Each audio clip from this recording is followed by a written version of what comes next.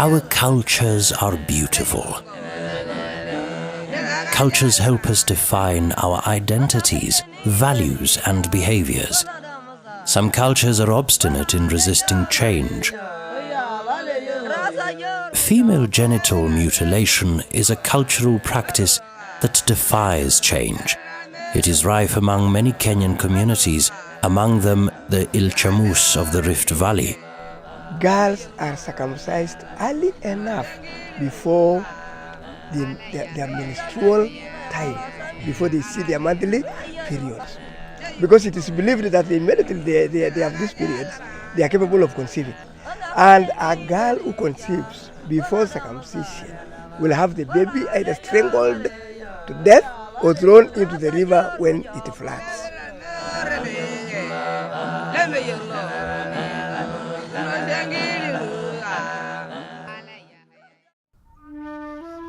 Female genital mutilation denies girls and women their inherent human rights.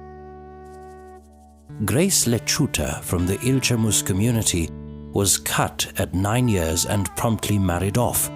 Nilikuwa mdogo sana. Nilikuwa nalala hata hiyo nyumba. Hiyo ya mama ya mzee. Kama tu mtoto ya boma. Nikakaa mwaka 3, mwaka 4, nikaambiwa fanya aje? Enda lala ile nyumba. Ile nyumba ndio nalala. Sasa hapo hivyo ndio nilianza maisha wakati niliingia kwa hiyo nyumba. Nikasurvive tu. Mpaka hata nikasoea. Sasa nifanye nini? Lazima nisoe. The harmful effects of female genital mutilation are a source of great sadness in the work of legal and community health workers. Once the girls have been circumcised at the age of 12, 13 years, that one gives them a go-ahead to marriage. So they get married off to old men of their parents' choice. This means early pregnancy. Early pregnancy comes up with so many complications. So they get complications like preterm labor, abortions. Then when it comes to delivery, they are not able to go through the process of labor successfully. So they get obstructed labor. Their bones are not mature enough to allow the baby to pass. With obstructed labor, that comes with prolonged labor. Prolonged labor comes with complications like ruptured uterus, fistulas, tears of the female genitalia, many other complications. In most instances, we lose the mother and the baby. For decades, civil society organizations advocated for a policy to eradicate the harmful cultural practice. The Children's Act of 2001 offered some level of protection to vulnerable young girls. The practice continued unabated despite the law. Passage of the 2011 Prohibition of Female Genital Mutilation Act was a milestone that gave some force to the fight for eradication. The law was actually very good. It was a deterrent, and the fact that it put in responsibilities, and having an act of parliament is also good because now it also gives the judiciary the teeth in terms of when I'm jailing you. It also gave a role to the DPP, the Director of Public Prosecution, that now this is your role as a Director of Public Prosecution to ensure that people are actually arrested and charged. FIDA Kenya has worked to prevent the systematic discrimination that female genital mutilation occasions in the lives of girls and women. The program is facilitated by UNFPA Kenya Country Office, which aims to enhance social equity for the girl child. As a global leader in promoting women's equality, UNFPA holistically addresses issues that disempower the girl child. UNFPA Kenya Country representative explains. A young girl gets cut and she drops out of school, and after that she gets married off. So it's, at that young, gentle age when she's cut and married off, she becomes unemployable in the future. She becomes more like just to rear her children. So to us it is important that once we get rid of the scourge of FGM, I think it opens up an opportunity for the advancement of the girl child. And that is why UNFPA has been so strident in working towards ensuring that this particular tragic, harmful traditional practice is brought to an end. We thank God that we currently have a few graduate girls who succeeded in their lives because they didn't allow themselves to go through this thing. The guys that I know that are working in government right now from this community are those that never went through this process. The program has trained law enforcement officers and facilitated them in setting up gender units in their structures. In police stations, gender units attend to female genital mutilation, among other cases of gender-based violence. Police officers trained on gender violence issues collaborate with FIDA paralegals and local community-based organizations. They serve as community whistleblowers on female genital mutilation matters. Tuna collaborate vizuri sana sana na children officer, sana sana na police ni government ya, hata OCPD wako positive, wako free. Hata sasa nikienda nao hapo kwa police station utaona wako free na kasi wetu. Sana sana hata CID. As a key advocacy and community education strategy, FIDA Kenya has formed strategic partnerships to enable the implementation of a sustainable multi-sectoral intervention at the community level. As the joint program, each organization we work with, like World Vision, we work with the Anti-FGM Board, we work with the Gender Directorate, which are government agencies. We work with community-based organizations. We work with religious organizations. So each organization has been given an area where they do advocacy and where they have a strength on. Like as FIDA, we dwell more on law enforcement and policy, and we target the county and national level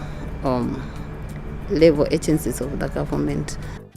Through training and social mobilization, the program has incorporated community-based change agents in community education activities.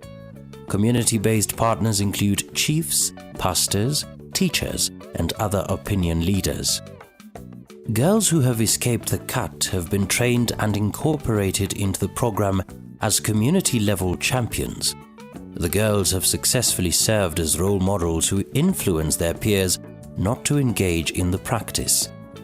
Research studies identify men as critical barriers in female genital mutilation advocacy efforts. FIDA Kenya has targeted men with a view to turning them into social change agents who support the fight against female genital mutilation in their communities. Harrison Olemeguran is a Moran from the Ilchamus community in Baringo County. Mimi ni kiongozi katika Moran, Ilchamus Moran, the current age set, that is Ilmengati age set. Mimi haswa napenda utamaduni yangu kabisa. Napenda utamaduni ya jamii ya Ilchamus. Sherehe zote mimi nahudhuria kama Morani. Lakini kuna utamaduni zingine ambao zimepitwa na wakati, ambao iko na madhara katika jamii yetu. Na nafikiri mojawapo ni ukeketaji wa wasichana. Wengi wameweza kutoka kwa shule kwa sababu ya ukeketaji wa wasichana. Ndivyo najitolea kuingia hizo utamaduni zetu na kuongelesha hawa waache ukeketaji wa wasichana. Na hivyo basi mimi kama Morani wa Ilchamus, na nikisema niko role model, naoa msichana ambayo hajatahiriwa, na nimefanya hivyo. By lobbying community elders to embrace and spearhead progressive cultural changes, the approach has eliminated potential socio-cultural barriers. Training, dialogue and advocacy with the various councils of elders has led to a declaration by some community councils outlawing female genital mutilation in their respective communities. People started taking very young kids for the same.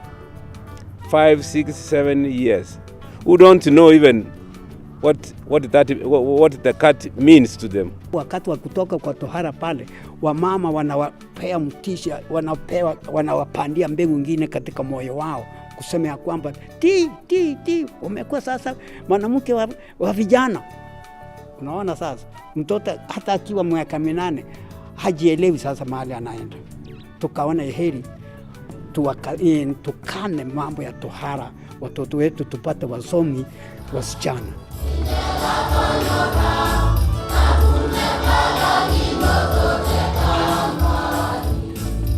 strengthening partnerships with respected community institutions has ensured that the program has access to credible media for communicating the female genital mutilation messages. In Narok County, churches have provided steadfast platforms for enhancing community education. Wanajua, walipata mafundisho, walifundishwa mambo ya anti-FGM na ni kazi nzuri sana ambayo ni ya kutusaidia wasichana wetu wakaweze kuendelea mbele ili wasipashwe tohara. Ukisikia mzazi wako anakuambia kitu kama hiyo, kimbia kwangu, nitakusaidia. Considered credible sources of information, medical personnel have been incorporated into the program to serve as resource partners in community outreach and education activities.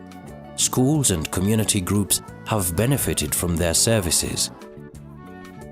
For traditional circumcises, female genital mutilation has typically served as a prestigious and lucrative source of income. Educating the circumcisers on harmful effects while empowering them with alternative vocations has been an effective strategy employed by FIDA Kenya. Masai Kodapash has transformed from a traditional circumciser to a feared community whistleblower on FGM. You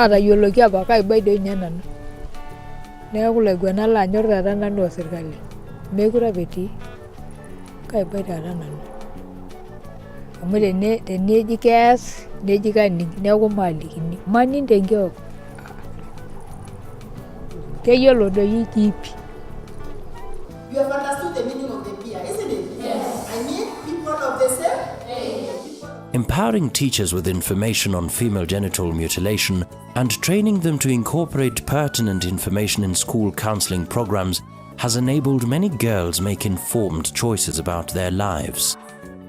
With the devolved governance structures now in place, the program is incorporating the county governments, providing them with expert support in the passage of relevant legal legislation and design of advocacy programs.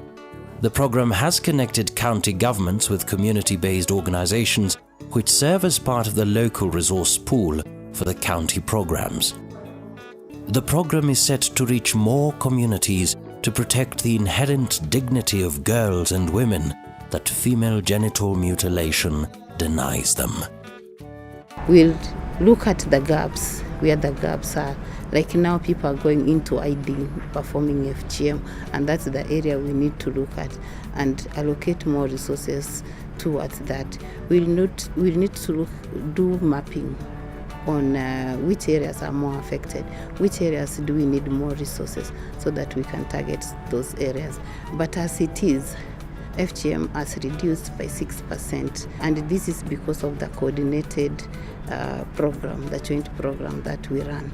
Today's day and age is about equality. Today, look at women reaching the highest. I mean, they've started to reach the moon and in spaceships. And here in Kenya, today we are still discussing issues of FGM. I mean, that's really a contradiction. We should actually be looking at it historically and becoming a light, a beacon of hope for the rest of Africa, where this practice still continues. So I'm hoping that Kenya becomes the leader, the global leader on ending FGM, on ending child marriage and advancing the rights of the adolescent girl.